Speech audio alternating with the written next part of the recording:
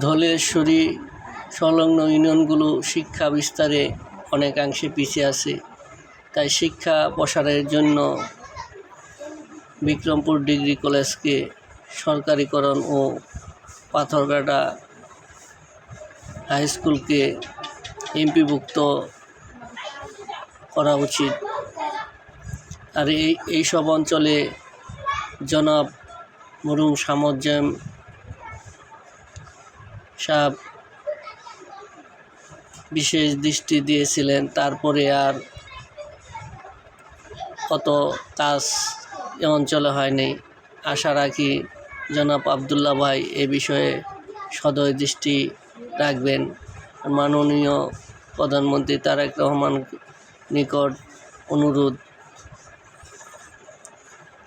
এই অঞ্চল ঢাকার নিকটবর্তী হওয়া সত্ত্বেও আমরা অনেকাংশে গ্রামের রাস্তাগুলো বিচ্ছিন্ন, যোগাযোগে ঢাকার নিকটবর্তী হওয়া সত্ত্বেও অবকাঠামো অতটা উন্নয়ন নাই। মুন্সিগঞ্জ জেলা ৬টি উপজেলা, গজারিয়া ও সিরাজদিগান আর্থসামাজিক ও শিক্ষা বিস্তারে অনেকাংশে পিছিয়ে আছে। তাই এই বিষয়ে বিশেষ নজর দিবেন আশা করি।